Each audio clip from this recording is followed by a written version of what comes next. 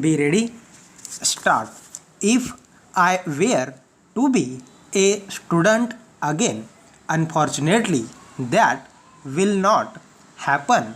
But if I were to have that chance, what I would do is that, along with my university curriculum, I would learn a trade or a craft. It may be something to do with radio repair of electric gadgets, or something to do with automobile engineering, so that I would know at least what was going wrong with my car. I might learn weaving, tailoring, or anything, but I would learn to do something. We need people in our country, more of them, who would do something and who would not merely confine themselves to book learning.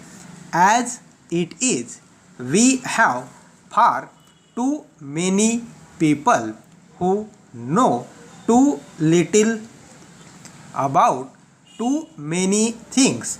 I went to an agricultural university. When I asked how many people from that university actually went to the farms, I was told not more than 5%. When I inquired as to why it did they enter an agricultural university, then I was told that because it was easier to get into an agricultural university than into an engineering college.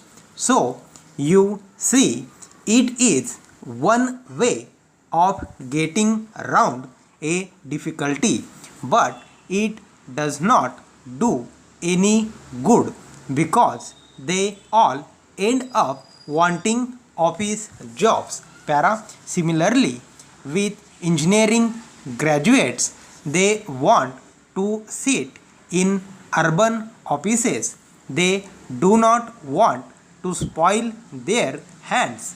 They do not want to start working right at the bottom, which you would find people in the West doing, no matter what sort of degrees they have. They work with their hands. The results of all this is that, admittedly, we have magnificent factories, but we have also foreign collaborations. So the cream of the profits does not come to us, it goes abroad. The nation requires an increasing number of top class men and women to achieve a high degree of efficiency. Stop.